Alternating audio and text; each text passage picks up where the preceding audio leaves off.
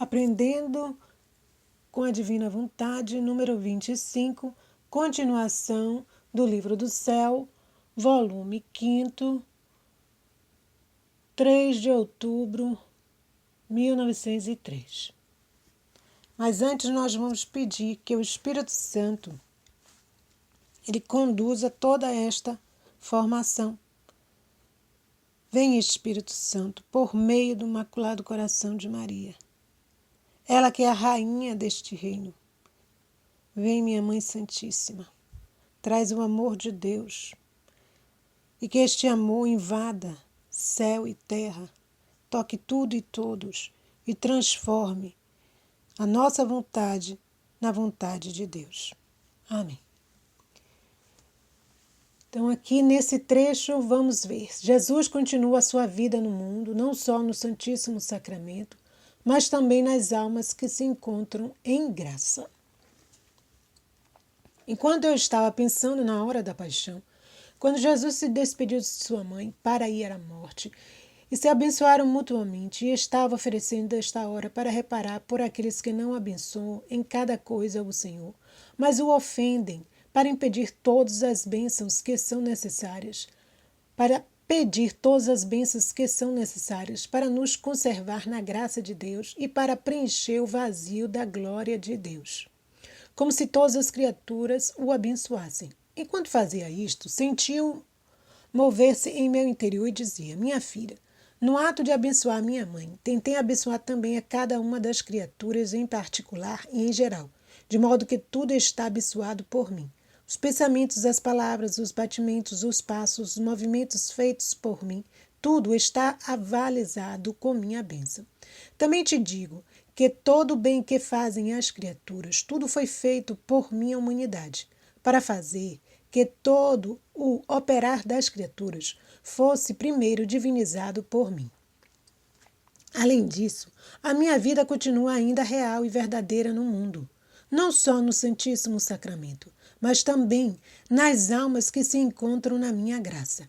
E sendo muito restrita a capacidade da criatura, não podendo tomar de uma só tudo o que eu fiz, faço de maneira que uma alma continue meus reparos, outra os louvores, alguma outra o agradecimento, alguma outra o zelo da saúde das almas, outras meus sofrimentos e assim de tudo mais. E segundo me correspondam, assim desenvolvo a minha vida nelas. Assim que pense em que estreitezas e penas me põem, pois enquanto eu quero operar nelas, elas não me fazem caso. Então olha aqui, como é importante estarmos em estado de graça. Porque Jesus ele diz assim, que ele está verdadeiramente e realmente no mundo, tanto no Santíssimo Sacramento como nas almas que estão em estado de graça. E nos mostra que, como Deus é infinito, uma alma não consegue conter tudo, toda a graça, tudo que Deus é nela. Então, não podendo tomar de Deus tudo de uma só vez, então ele vai nos dando em doses homeopáticas.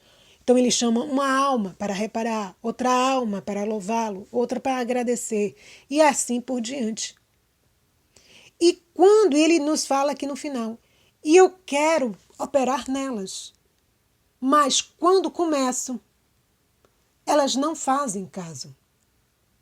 Quando Deus se propõe a fazer operar na alma, ela não percebe a presença de Deus. E isso é grave, porque nós precisamos de estar muito atentos, porque Deus ele quer nos arregimentar, nos quer preparar. E nos mostra também que tudo que nós temos, até o bem que uma criatura faz, vem de Deus. Tudo vem de Deus. Na realidade, tudo é graça, como Nossa Senhora fala, tudo é graça. E sem mim nada podeis fazer. E é verdade. Então, tudo Jesus já reparou, já refez, já abençoou. E essa bênção favorece a todos. Então, todo o operar da criatura, primeiro foi divinizado por quem? Por Jesus, pela humanidade de Jesus. E a bênção, ela é importantíssima. Por isso, quem é pai, quem é mãe, mesmo que não seja pai nem mãe, nós precisamos abençoar. Não só receber bênçãos, mas abençoar a Jesus, agradecer por tantas graças e bênçãos que Ele manda todos os dias para nós, para o mundo inteiro. E Luísa nos mostra o que ela estava fazendo, que é às horas da paixão, que é primordial a gente ter esse amor por Jesus e fazer essas horas.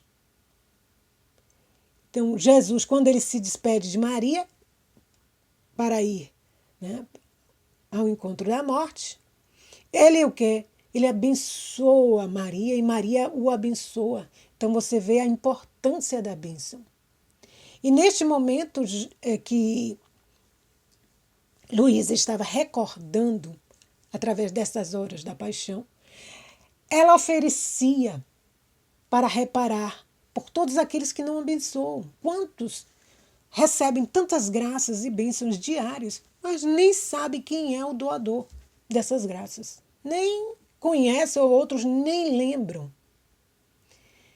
Né? Para pedir graças necessárias para que Deus nos conserve em estado de graça, para preencher os vazios de Deus por toda falta de bênção por parte de suas criaturas. Né? Abençoar este Deus, glorificá-lo. É um trecho muito rico e nos alerta para que estejamos atentos com relação à bênção.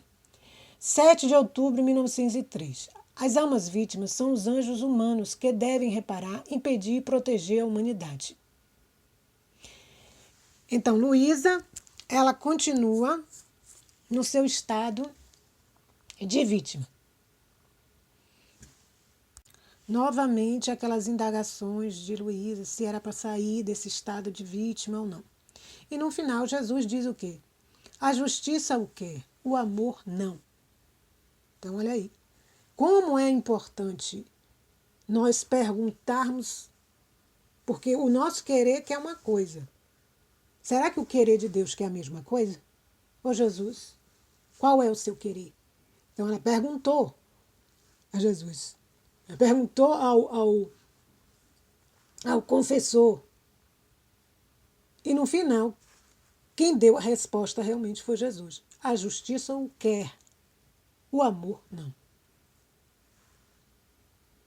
E aí continua. Os anjos obtenham ou não obtenham, quer dizer, Jesus começa a explicar a Luísa, fazem sempre o seu ofício. Não se retiram da obra confiada por Deus, de guarda das almas. E embora vejam que quase a despeito de seu cuidado, diligência, suas contínuas existências, as almas se perdem. Estão sempre lá, em seus postos. Nem se obtém ou não obtém, dão maior ou menor glória a Deus. Por quê? Sua vontade é sempre estável para cumprir o trabalho confiado a eles. As almas vítimas são os anjos humanos que devem reparar, impedir, proteger a humanidade. E se obtêm ou não obtêm, não devem cessar o seu trabalho, a menos que lhes seja assegurado do alto. Resposta mais clara, impossível. Então, olhe bem como é. Os anjos, eles obtêm ou não a salvação daquela alma, eles cumprem a sua tarefa para o qual foram designados. E continuam dando a mesma glória a Deus. Se eles conseguiram cumprir aquele trabalho e teve um êxito favorável, glória a Deus. Se não conseguiram, glória a Deus. Então é um ensinamento para nós, é um ensinamento para a Luísa aí. Ó. As almas vítimas são anjos humanos e o dever delas devem ser feitos. Esta suspensão de ser alma vítima vai depender do quê? Se vier do alto. Não porque, eu estou cansada como ela. Eu estou, não sei se é, se não é, como é. E Jesus diz, não, não é assim. Isso serve também para nós. A constância, a fidelidade ao chamado. Peçamos esta graça. 12 de outubro de 1903. Significado da coroação de espinhos. Esta manhã vi o meu adorável Jesus coroado de espinhos e vendo naquele modo disse-lhe: Doce Senhor meu, por que vossa cabeça invejou a vosso flagelado corpo que havia sofrido tanto e tanto sangue tinha derramado? E não querendo a cabeça ficar atrás do corpo, honrado com o adorno do sofrer, instigaste a si mesmo os inimigos a coroar-se com uma coroa de espinhos tão dolorosa e tempestuosa. Então, é como se tivesse uma inveja aí, uma inveja santa, se pode dizer. Inveja nunca é boa, né? Mas aqui, no caso, é o quê? A cabeça queria acompanhar o corpo, porque o corpo foi tão fragelado e a cabeça de Jesus também quis ser fragelada. E Jesus, minha filha, muitos significados tem esta coroação de espinhos. E por quanto disse, fica sempre muito por dizer, porque é quase incompreensível a mente criada. O porquê minha cabeça quis ser honrada com ter sua porção distinta e especial, em geral, de um sofrimento e espalhamento de sangue, fazendo quase concorrência com o corpo. O porquê foi que, sendo a cabeça que une todo o corpo e toda a alma, de modo que o corpo sem a cabeça é nada, tanto que se pode viver sem os outros membros, mas sem a cabeça é impossível, sendo a parte essencial de todo o corpo. Assim é verdade que, se o corpo peca ou faz o bem, é a cabeça que dirige, não sendo o corpo outra coisa que um instrumento. Então, devendo minha cabeça restituir o regime e o domínio, e merecer que nas mentes humanas entrassem novos céus de graças, novos mundos de verdade, e destruir os novos infernos de pecados, pelos quais chegariam a tornar-se vis escravos de vis paixões, e querendo coroar a toda a família humana de glória, de honra e de decoro, por isso quis coroar e honrar em primeiro lugar a minha humanidade. Embora com uma coroa de espinhos dolorosíssima, símbolo da coroa imortal que restituía às criaturas, removida pelo pecado. Então, restituir esta coroa removida pelo pecado. Então, vamos parar aqui para analisar. Então, Jesus diz assim, que a coroação de espinho não só tem um ou dois significados, alguns significados, mas vários. O principal aqui, aí ele bota, ele coloca, ele nos expõe que a cabeça ela quis ser, ter um sofrimento distinto. E aquela perda de sangue teve um significado. E a cabeça como se é o centro, porque o corpo ele funciona como um instrumento. E na cabeça, Jesus quis o quê? Restituir à família humana o regime e o domínio. A graça de novos céus, novos mundos de verdade, destruir todo o novo do inferno. Porque o inferno também traz suas novidades. Né? Uma outra roupagem, às vezes é a mesma coisa, só que num outro aspecto. Traz o pecado embrulhado em um bom presente, né? Em presentes que enchem os olhos. E Jesus já tive que me coroar de espinhos para vencer as paixões que escraviza a família humana. Para lhe restituir o que é a glória, a honra, o decoro. E não foi qualquer coroa, foi coroa de espinhos. Para restituir às criaturas a coroa, a dignidade que foi removida pelo pecado. Continuando. Além disso, a coroa de espinhos significa que não há glória e honra sem espinhos, que não pode haver jamais domínio de paixões, aquisição de virtudes, sem sentir-se perfurar até dentro da carne e do espírito, e que o verdadeiro reinar está no doar-se a si mesmo, com as picadas da mortificação e do sacrifício.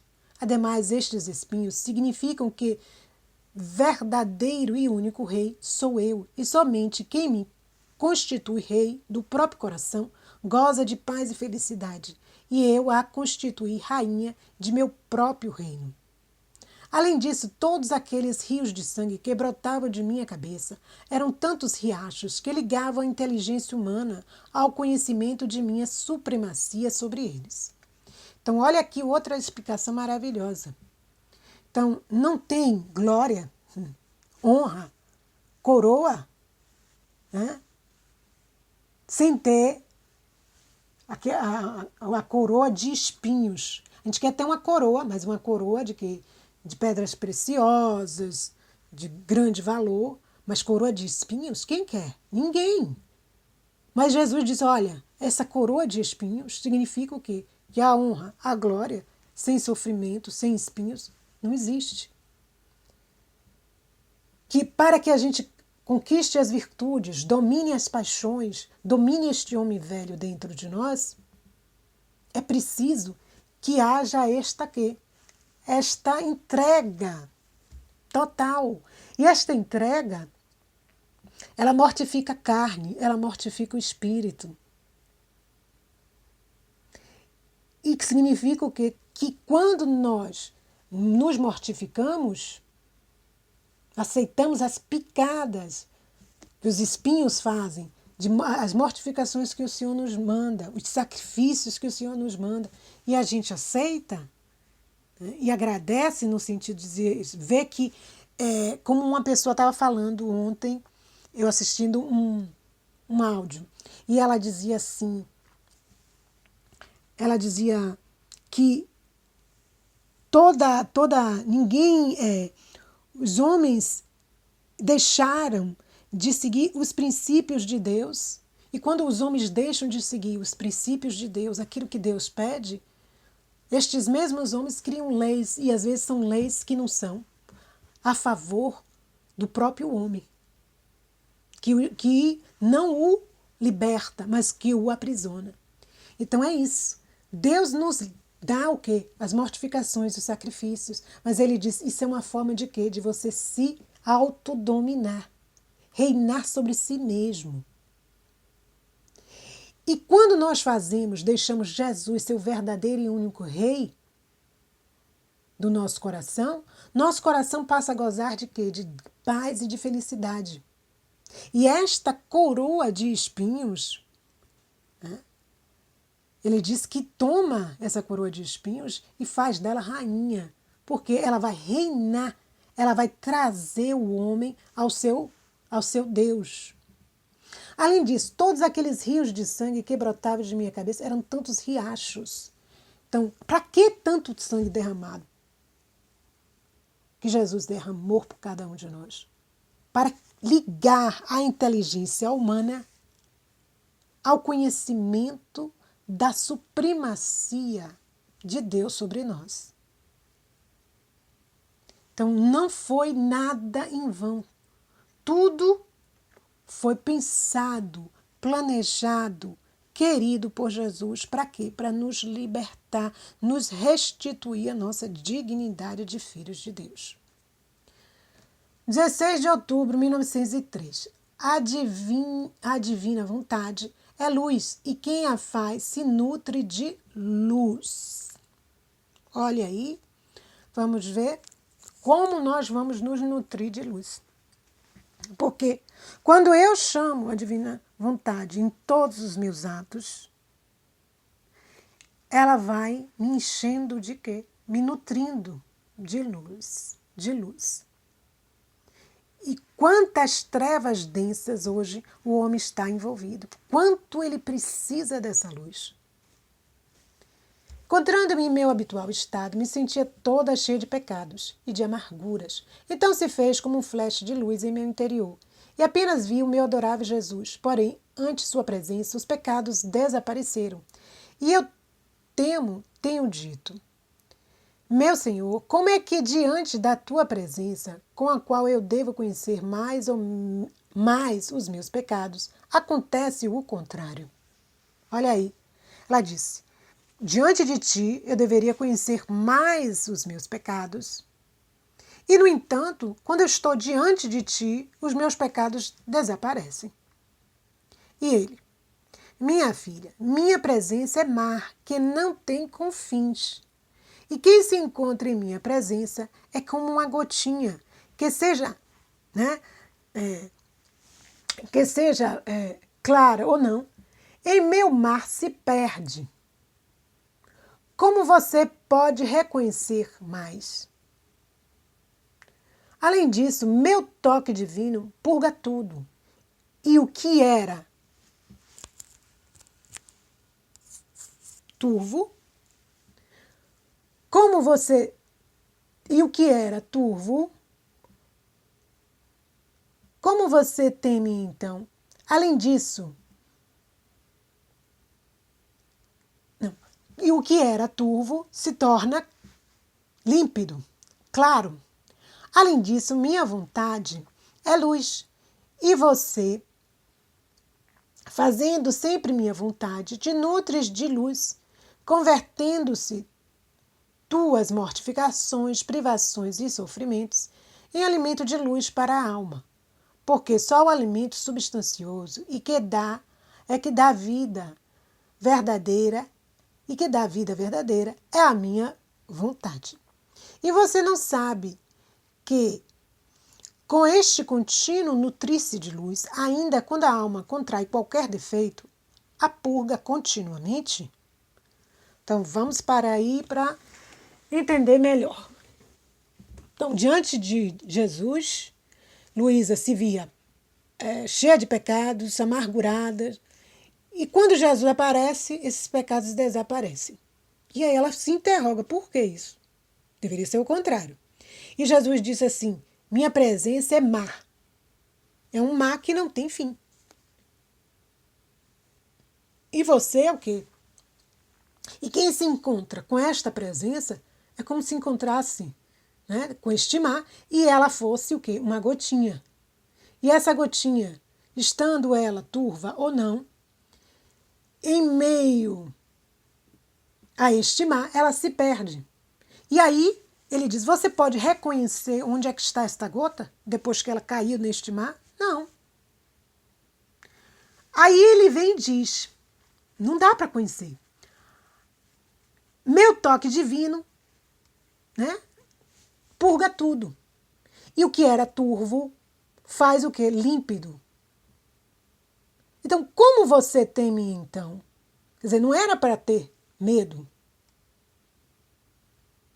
Se você sabe que quando o meu toque toca, o meu toque divino, ele vai purificar tudo. Além disso, minha vontade é luz. E você, fazendo sempre minha vontade, te nutres de luz. Então, quando nós fazemos atos na divina vontade, nós estamos nos enchendo de luz. Convertendo-se tuas mortificações, privações e sofrimentos em alimento de luz para a alma. Então, quando nós entregamos nossas mortificações, privações, sofrimentos, tudo, nós vamos nos nutrindo de luz. Porque é esse alimento que é substancioso e que dá vida verdadeira à alma é a vontade de Deus. A vontade de Deus é luz. Então, se eu tenho esta luz, eu tenho a vontade de Deus em mim. E aí, você não sabe que com este contínuo nutrir-se de luz, mesmo que tenha a alma ainda qualquer defeito, esses defeitos também desaparecerão. Maravilhoso, né? Então vamos nos nutrir de luz, da divina vontade. 18 de outubro de 1903. O pecado é um ato oposto da vontade humana à divina. O verdadeiro amor é viver na vontade do amado. Então, o que é o pecado? Quando a gente pratica pecados, sejam eles graves, sejam eles mortais, sejam eles veniais, nós estamos indo de encontro ao quê? À vontade de Deus. Quem ama, procura agradar o amado. Então, continuando o meu habitual estado, por breves instantes vi o meu adorável Jesus e disse-me: minha filha, sabes tu que coisa forma o pecado? Um ato oposto da vontade humana à divina. Imagine dois amigos que estão em contradição. Se a coisa é leve, você diz que não é perfeita e leal sua amizade. Embora fossem coisas pequenas. Como amar-se e contradizer-se? O verdadeiro amor é viver na vontade do outro, inclusive à custa de sacrifício. Mas, se a coisa é grave, não só não são amigos, mas ferozes inimigos. Tal é o pecado. Opor-se ao querer divino é o mesmo que fazer-se inimigo de Deus. Ainda que sejam coisas pequenas, é sempre a criatura que se põe em contradição com o Criador. Tá vendo? Então, como é que você diz que você ama? A gente muitas vezes diz, eu amo. Mas é uma pessoa que está sempre em contradição com o amado. Não se bate, não se harmoniza. Um quer A, o outro quer B. Mesmo que sejam coisas pequenas. E aí ele diz, como é que se pode amar e contradizer-se ao mesmo tempo? O verdadeiro amor é aquele que vai se moldando. Ou seja, vive na vontade do outro. Até à custa de sacrifício. E quando a situação é grave, porque tem pessoas que não se contradizem realmente em tudo, né? E são coisas grandiosas, grandes, essas contradições. Então ele diz assim, é como se fosse o pecado. O pecado é assim. Não são amigos, não conseguem mais serem amigos. Passam a serem inimigos ferozes. Então, quando a vontade humana se contrapõe totalmente à vontade de Deus, mesmo nas coisas pequenas, começa-se o quê? A haver o quê? Um abismo entre a vontade humana e a vontade do Criador. Ou seja, são inimigos. Passa-se a ser inimigo de Deus. Não é que Deus torna-se inimigo da criatura, mas é a criatura que se torna inimigo do seu Criador, não reconhece mais e não se submete. É aí que mora toda a problemática, toda a dificuldade. Porque uma vontade que não se deixa ganhar pela vontade de Deus, ou seja, entra aí o quê? A rebeldia. 24 de outubro de 1903. Havendo dito ao meu confessor meus temores de que não fosse vontade de Deus meu estado, e que, ao menos, como prova gostaria de tratar, de esforçar-me em sair e ver se o conseguia ou não, e o confessor, sem impor sua acostumada dificuldade, disse, está bem, amanhã aprovará. Então eu fiquei como se tivesse sido libertada de um peso enorme. Agora, tendo ouvido a Santa Missa e recebido a comunhão, assim que vi meu adorável Jesus dentro de mim, que me olhava fixamente, com as mãos juntas, em ato de pedir piedade e ajuda, e nesse momento me encontrei fora de mim mesma, dentro de uma estadia, onde estava uma mulher majestosa e venerável, mais gravemente doente, dentro de um leito com a cabeceira tão alta que quase tocava o teto. E eu era obrigada a estar acima desta cabeceira nos braços de um sacerdote para tê-la firme e olhar a pobre doente. Então eu, enquanto estava nesta posição, via uns poucos religiosos que rodeavam e davam cuidados à paciente, e com profunda amargura diziam entre eles, está mal, não se necessita outra coisa que uma pequena sacudida. E eu pensava em manter firme a cabeceira do leito, por temor de que, movendo-se o leito, pudesse morrer. Mas, vendo que a coisa ia para longe e quase me aborrecendo da mesma situação que estava, dizia àquele que me tinha, por caridade, me deixasse descer.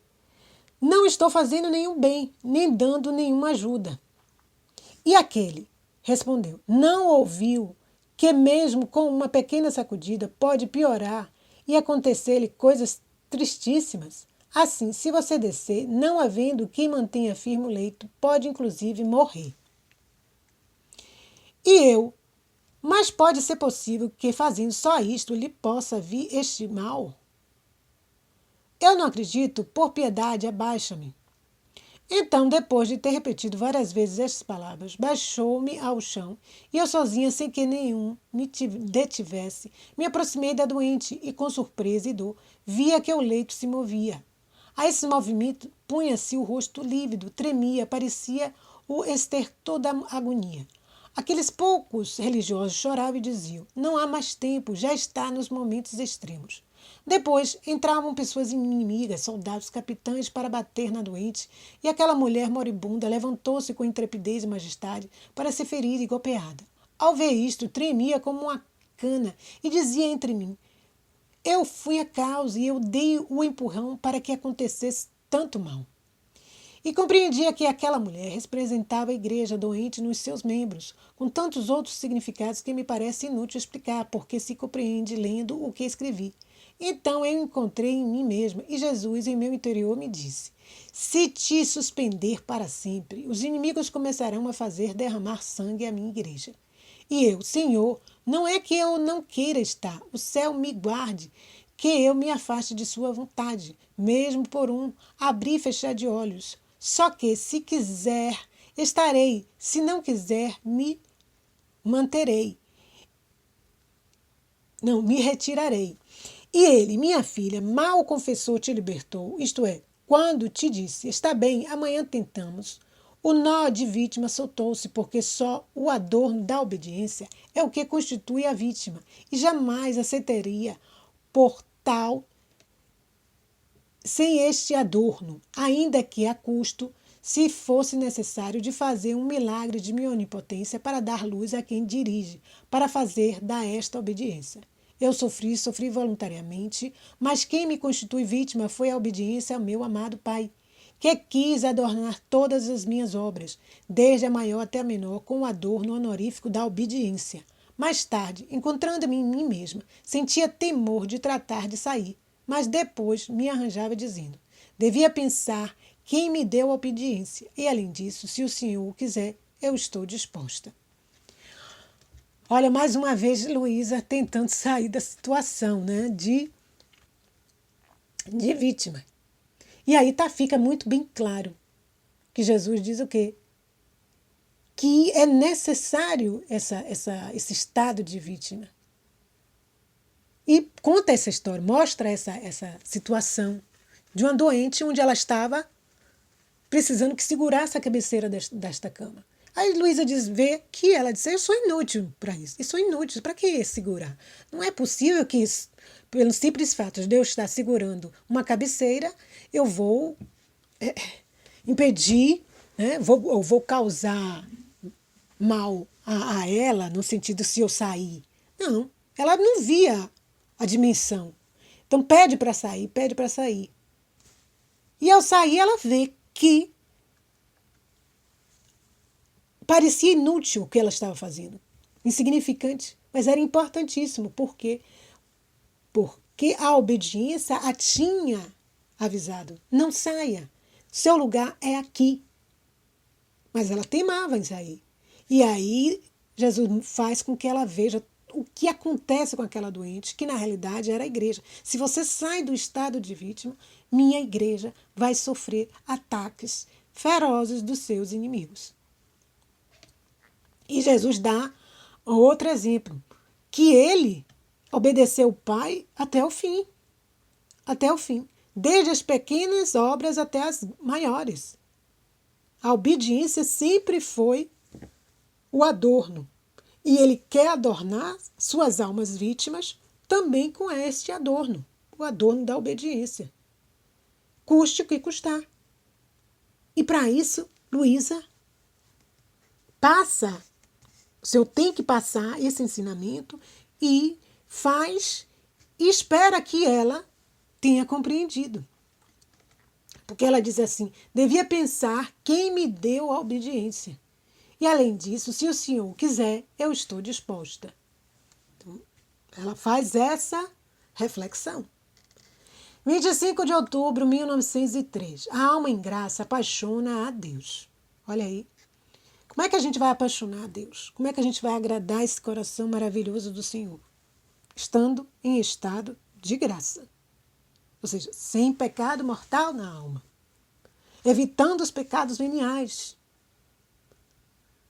Tentando lutar contra os nossos defeitos, as nossas misérias. Buscando as virtudes.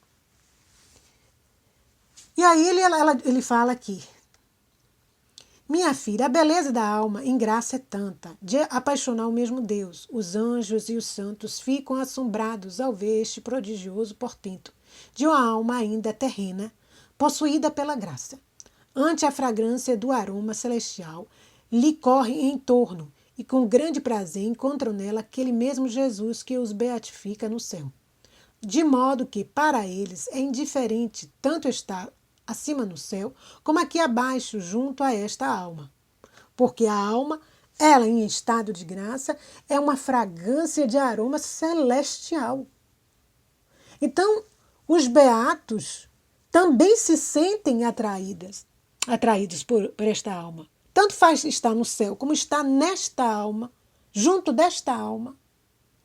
Se sente o que? Essa fragrância que apaixona. Se apaixona a Deus, não vai apaixonar também os beatos?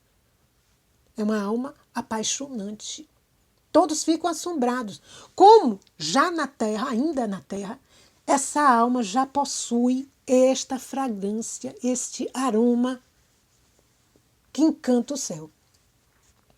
Mas quem mantém e conserva este portento, dando continuamente novas tintas de beleza à alma que vive em minha vontade? Quem remove qualquer ferrugem, imperfeição, e lhe fornece o conhecimento do objeto que possui? Minha vontade. Então, quem vai dar esse conhecimento? Quem vai dar esta beleza, essas tintas novas, né, nesta alma? Vai tirar as ferrugens, as imperfeições? Quem é? É a minha vontade, é a vontade de Deus. Quem consolida, estabelece e a faz ficar confirmada na graça. Minha vontade. O viver em meu querer é todo o ponto da santidade e dá contínuo crescimento de graça. Então, quanto mais nós estamos no querer de Deus, mais a santidade evolui. Quanto mais nós estamos no querer de Deus, mais nós crescemos em graça. Mas quem um dia faz a minha vontade? Olha, já está aí. Atenção. Mas quem um dia faz a minha vontade e quem faz a sua, jamais ficará confirmado na graça. Não faz outra coisa que crescer e decrescer. E isto, quanto mal acarreta a alma, de quanta alegria priva a Deus e a si mesma. Então, esse vai e vem. Um dia está na graça de Deus, faz a vontade de Deus. No outro dia, faz a sua vontade. Esse sai da graça, entra em graça, sai da graça, entra em graça, faz com que a alma não cresça continuamente, mas haja um decréscimo. Parece que cresce, depois decresce. E faz tanto mal à alma, por quê? Porque priva a Deus da alegria e priva ela mesma. É a imagem de quem hoje é rica e amanhã é pobre. Não ficará confirmada nem na riqueza, nem na pobreza. Portanto, não se pode saber onde irá terminar. Então, essa inconstância da alma em não querer se manter em estado de graça, ou seja, na vontade de Deus, continuamente, faz com que ela seja prejudicada no final, porque no final ela não é nem rica e nem pobre. Então, Jesus vem explicar nesse mesmo trecho o trecho anterior do dia 24 de outubro, dando continuação. A mulher representava a igreja. Lembremos da mulher que estava no leito, acamada, que já estava, né? Qualquer movimento poderia levá-la à morte e que Luísa estava segurando a cabeceira e depois deixou. Jesus, neste trecho, mais adiante, ele vem de novo dar esta nova, mais explicações sobre aquele trecho anterior. A mulher representava a igreja que, estando doente, não em si mesma, mas em seus membros, e embora abatida e ultrajada pelos inimigos e doente em seus próprios membros, jamais perde sua majestade e veneração. Da cama onde se encontrava, compreendia que a igreja, enquanto parece oprimida, enferma e impedida, também repousa com um repouso perpétuo e eterno, e com a paz e segurança no seio paterno de Deus, como um menino no seio de sua própria mãe. O respaldo do leito que tocava o teto, compreendia que era a proteção divina que assiste sempre à igreja e que tudo o que ela contém, tudo veio do céu. Sacramentos, doutrina e tudo mais. Tudo é celestial, santo e puro, de modo que entre o céu e a igreja há contínua comunicação jamais interrompida. Os poucos religiosos que prestavam cuidados, assistência à mulher, compreendiam que poucos são aqueles que a capa e a espada defendem a igreja, tendo como próprios os males que recebe. A câmara onde estava, composta de pedras, representava a solidez e a firmeza e também a dureza da igreja para não ceder a qualquer direito que lhe pertence. A mulher moribunda que, com intrepidez e coragem, se faz golpear pelos inimigos, representava a igreja, que, enquanto parece que morre, então ressurge mais intrépida, mas como? Com os sofrimentos e o derramamento de sangue, verdadeiro espírito da igreja, sempre pronta às mortificações, como o esteve Jesus Cristo. Então, Jesus vem dar novo significado, vem complementar ainda mais, explicar mais. E dizer que a assistência, a igreja é assistida pelos céus. E quando parece que ela está morrendo, né, ela se levanta e luta com intrepidez, golpeia os seus inimigos e ressurge muito mais forte. E isso à base de quê? Dos sofrimentos e do derramamento de sangue. Porque Jesus derramou sua última gota de sangue pela sua igreja, que somos nós. Nós formamos o corpo místico de Cristo. O modo de agir divino é só pelo amor do Pai e dos homens. 27 de outubro de 1903. Minha filha, aceitar as mortificações e sofrimentos com penitência e como castigo é louvável. Olha aí, aceitar as mortificações e sofrimentos como penitência e castigo é louvável. É bom, mas não tem nenhum nexo com o modo de agir divino. Já não tem nenhum nexo. Quer dizer, a gente aceita a penitência, a gente aceita, né, aquele sofrimento, é um castigo, é isso. Mas eles não têm nenhum nexo com o modo de agir divino. Por quê? Eu fiz muito, sofri muito, mas o modo que tive em tudo isto foi só o amor do Pai e dos homens. Então, sofrer por sofrer, não vai. Jesus disse assim, esse sofrimento, essas penitências, eu tenho que fazer de um modo divino. E qual é o modo divino? Por amor ao Pai e por amor aos homens. Assim, descobre-se rapidamente se a criatura tem um modo de agir e de sofrer ao divino. Se só o amor e o sofrer a empurra. Se tem outros modos, embora fossem bons, é sempre modo de criatura. Tá vendo? Então, por que está sofrendo? Eu estou sofrendo por amor do Pai e dos homens.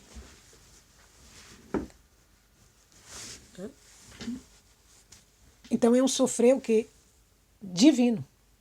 Esse sofrimento a empurra a caminhar. Então, se tiver outros modos de sofrimento, são bons, pode até ser, mas são modos de criatura. É sempre modo de criatura, por isso se encontrará o mérito que pode adquirir uma criatura. Então, você vai ganhar os méritos de uma criatura. Está sofrendo como sofre uma criatura, com os modos de sofrer próprios de criatura, vai ganhar os méritos de criatura. Não o mérito que pode adquirir o Criador, não havendo união de modos. Então, quando nós unimos os modos com Jesus, nós estamos divinizando esses modos e estes modos vão receber os méritos de um modo divino de agir. Quando nós sofremos só na nossa vontade, sabe? Então, esse sofrimento, por mais louvável que seja, vai receber apenas os méritos de um sofrimento de criatura, porque não estão unidos com os sofrimentos de Cristo. Nós não estamos nos apropriando do modo de agir de Deus. Enquanto que, se tem meu modo, o fogo do amor destruirá toda disparidade e desigualdade e formará uma só coisa entre minha obra e o da criatura. Tá vendo? Então, quando eu uno os modos que eram distintos, modo divino, modo humano, se as disparidades desaparecem, as desigualdades desaparecem, e só forma uma coisa só, um modo só de agir. Amém. 29 de outubro de 1903. Quando a alma tem em si mesma impresso o fim da criação, Jesus lhe corresponde dando-lhe parte da felicidade celestial. Vamos ver aqui. Minha filha, quando vejo na alma impresso o caráter do fim de minha criação, sentindo-me satisfeito dela, porque vejo cumprida muito bem a obra criada por mim, sinto-me em dever, isto é, não dever, acrescentou rapidamente, porque em mim não há deveres. Mas o meu dever é um amor mais intenso de corresponder-lhe, antecipando para ela parte da felicidade celestial, isto é, manifestando a sua inteligência, o conhecimento de minha divindade. Então, antecipa aqui, ó. Então, Jesus está dizendo, não é um dever. Sinto-me satisfeito dela, quando vê que a obra para a qual Deus idealizou o homem, aquela alma está correspondendo. Então, porque vejo cumprida muito bem a obra criada por mim. E aí ele diz, meu dever na realidade, porque eu não tenho deveres, mas o meu dever, se fosse assim, é um amor mais intenso de corresponder-lhe, antecipando para ela parte da felicidade celestial, isto é, manifestando a sua inteligência, o conhecimento de minha divindade e atraindo-a com o alimento das verdades eternas. Então Deus vai se revelando através das verdades eternas. Vai se doando mais e mais intensamente, dar mais a essa criatura. Então essa criatura, ela recebe antecipadamente, já aqui, a felicidade, né? Uma parte dessa felicidade celestial, porque sua inteligência é tocada pelo conhecimento da divindade. E as verdades eternas começam a serem adquiridas por essa alma. À sua vista, recriando-a com a minha beleza. Então Deus vai recriando-a com a beleza dele, enchendo essa alma da sua beleza. A seu ouvido, fazendo ressoar a suavidade de minha voz. Olha aí, Deus vai tocando suavemente essa alma, vai recriando de novo a beleza que ela tinha, vai fazendo com que essa alma ouça cada vez mais a sua voz, a boca com os meus beijos. Então Deus vai se apaixonando por esta alma, porque ela vai se deixando moldar.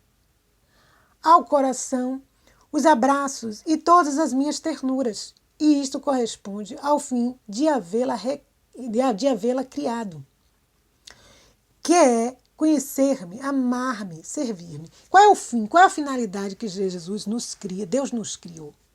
O Pai nos criou. A finalidade foi o quê? Foi para que possamos conhecê-lo, amá-lo e servi-lo. Olha, conhecer, amar e servir. Hoje está tudo errado. Hoje a gente não conhece quem é Deus, não ama e não quer servi-lo. Então este é o fim da criação, né? O caráter final de minha criação. Ou seja, a criatura viver com a sua vontade. Ela vivendo com a sua vontade, ela cumpre estas ações divinas. Conhecer, amar e servir o seu Criador. Então eu, encontrando-me fora de mim mesma, vi o confessor e lhe dizia o que o bendito Jesus me disse. Perguntava-lhe se estava certo e me dizia sim. Não só isto, mas acrescentava que se conhecia bem o falar divino, porque quando Deus fala e a alma o relata, quem escuta não só vê a verdade das palavras, senão que sente em seu interior uma emoção que só o Espírito Divino possui. Então, aqui, no final, o confessor ainda acrescenta. Diz, olha, se você está falando e realmente você vivenciou aquilo, viveu aquele contato com Deus, com algo divino, se percebe. No fundo, se a pessoa for analisar, começa a ser tocada pelo Espírito Santo. O Espírito Santo vai confirmando dentro das outras pessoas que aquela alma foi tocada. 30 de outubro de 1903. Ainda não quer terminar com isto? Olha aqui, Jesus está ocorrendo alguma coisa que Luísa, vamos ler lá em cima para poder entender o contexto. Esta manhã, não vindo meu adorável Jesus, estava pensando em meu interior. Quem sabe se era verdade que era Nosso Senhor que vinha, ou melhor, o inimigo para me enganar. Como Jesus Cristo devia me deixar tão feiamente, sem nenhuma piedade. Agora, enquanto eu pensava nisso, por alguns instantes ele se fez ver, levantando sua destra e apertando minha boca com o polegar, ele me disse, cale-se, cale-se. E além disso, seria engraçado que que viu o sol, só porque ele não vê, diz que não era o sol o que tinha visto. Não seria mais verdadeiro e razoável se dissesse que o sol se escondeu? E desapareceu. Mas, embora não visse, sentia que, com suas mãos, ia me tocando toda a boca, e a mente e demais coisas, e me deixava toda luminosa. E como não o via, a mente seguia duvidando. E ele, fazendo-se ver de novo, acrescentou, olha aí, a questão, como ela não via, ela começava a duvidar de novo. Começava a duvidar de novo. E Jesus tocando sua boca, sua mente e outras partes dela, né? Dizia o quê? E ela enchia de luz. Esse encher de luz é o quê? Dá luzes intelectuais para que ela possa entender. Ela não via, não estava vendo. Pelo fato de eu não ver o sol, muitas vezes o dia está nublado, a gente não vê o sol, ou está coberto de nuvens. Mas pelo fato de ele estar escondido, não significa que ele não existe. E aí Jesus acrescenta, ainda não quer terminar com isto, com essas dúvidas, com essas inquietações, né? Tu queres fazer desaparecer a minha obra em ti, porque duvidando não estás em paz. Olha, a dúvida tira a paz. E sendo eu fonte de paz, não te vendo em paz, farás duvidar a quem te guia. Olha bem, como a nossa conduta interfere na conduta do outro. Então ele disse, olha, se eu sou a paz e eu estou dentro de você e você começa a duvidar que não tem paz, isto vai transbordar para fora e quem te guia também começará a ter dúvidas e perder a paz. E ele disse, não te vendo em paz, farás duvidar a quem te guia, que não é o rei da paz que habita em ti. Está vendo? Passa-se a duvidar. Porque se a alma que diz ver Deus não está em paz, imagine que não está em Deus. Então, não queres estar atenta? É verdade que eu faço tudo na alma, de modo que, sem mim, não faria nada. Mas é também verdade que deixo sempre um fio de vontade à alma, para que também ela possa dizer, tudo faço por minha própria vontade. Então, estando inquieta, quebras aquele fio de união comigo, e me amarrarás os braços, sem que eu possa operar em ti, esperando até que te ponhas em paz para voltar a tomar o fio de tua vontade e continuar minha obra. Tá vendo? Esse fio é o sim que a gente dá a Deus. Me dá o sim, vem Jesus, pronto. Basta isso. Ele vai. Então, você vai ver o quê? A criatura operando. Estudando, andando, cantando, trabalhando, enfim.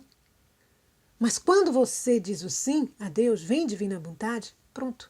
Esse fiozinho que você deu foi suficiente para que Deus comece a trabalhar.